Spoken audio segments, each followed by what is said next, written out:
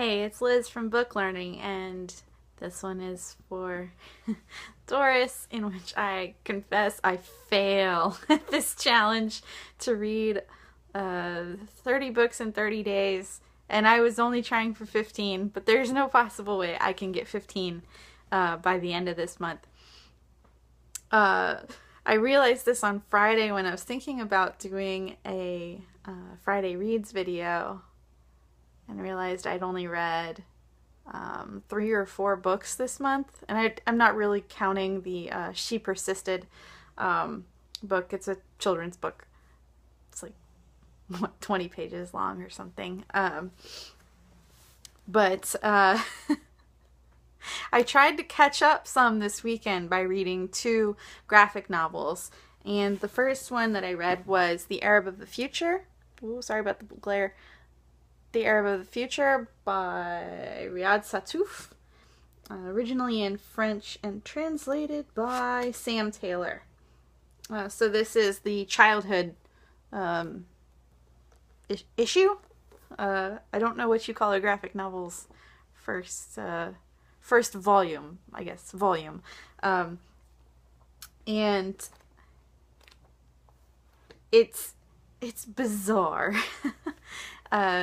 It's a really good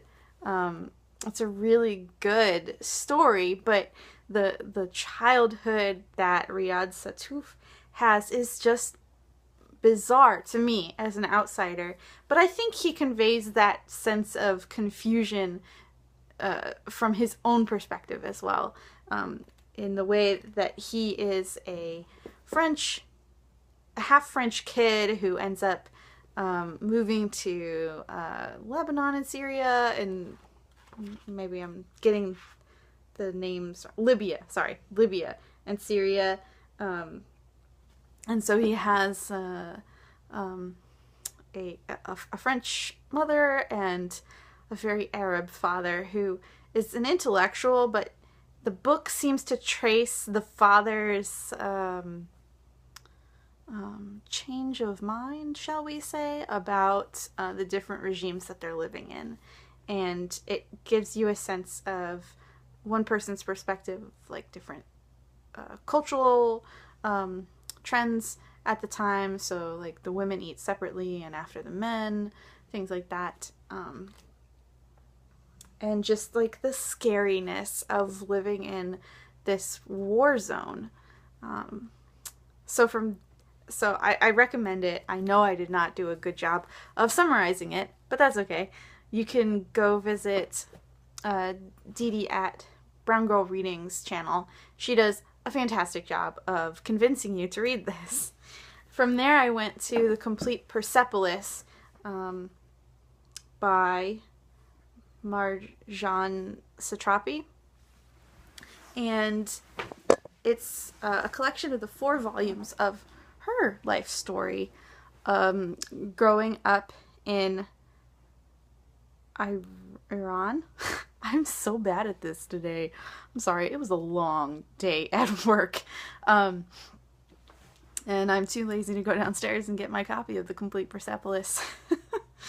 But it's her story of growing up in a religious dictatorship, and the confusion of it, the precarity of it, and the choices that her family has to make to survive through it. It's haunting, but it's true.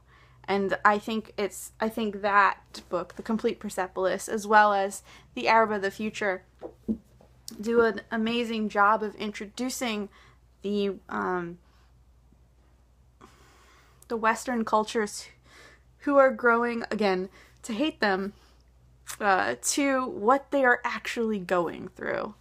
And I guess I'm on something of an Arab kick, perhaps after reading The Blind Man's Garden by Nadim Aslam, but two of the books that I'm currently reading off of my shelf are In the Name of Identity, Violence, and The Need to Belong by Amin Maalouf. translated by Barbara Bray. It's an essay that really hits home for me because it's an essay about identity in the academic sense. And I studied this a lot for my undergrad and master's degrees, where politics says that we should be forced into these boxes. For example, the box that you would have to check on a census survey. You know, are you white? Are you Hispanic? Are you white, non-Hispanic? Are you Black, African American, etc.? But the reality is more complex than that. And you can be both Black and white because there are literally people who are born to one white parent and one Black parent. Or in the case of the Arab of the future, one French parent and one oh, I really suck at this. Syrian parent. But they are not in two boxes simultaneously. There's no box. That's the opening point of this book, this essay rather, is trying to convey that sense of complexity of identity. And then I also picked up off of my shelf the Moor's account by Laila Lalami, which was a Pulitzer Prize finalist, and I just started reading it and I just can't put it down. It's so good.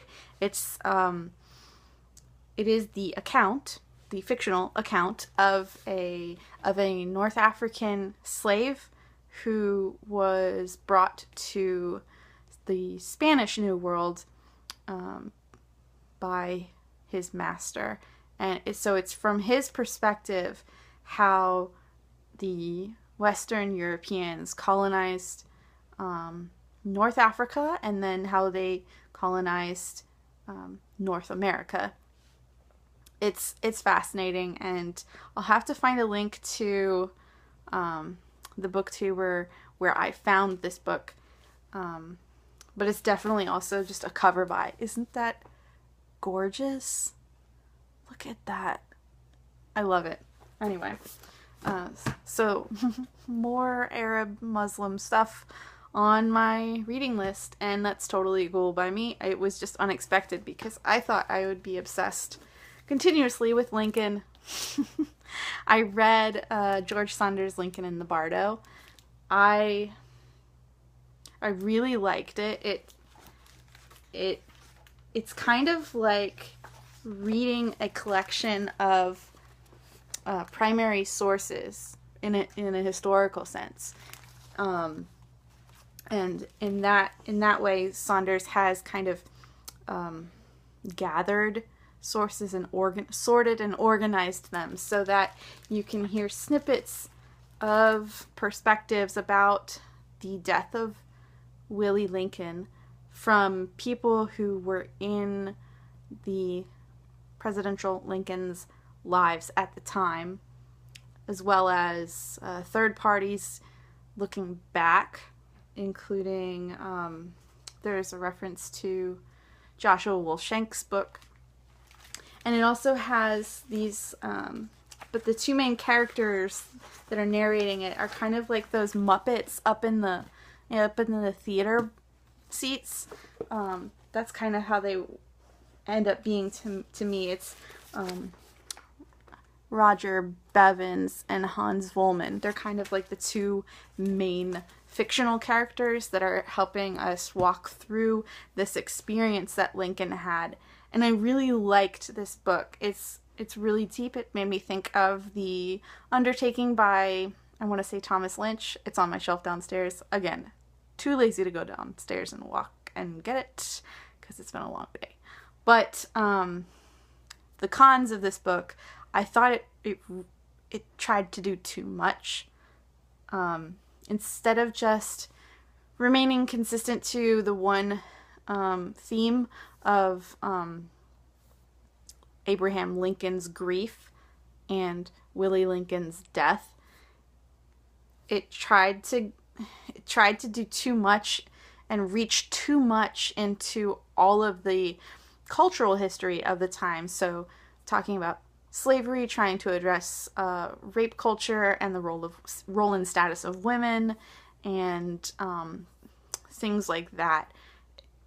And that detracted a little bit for me from the main narrative. But altogether, I enjoyed it.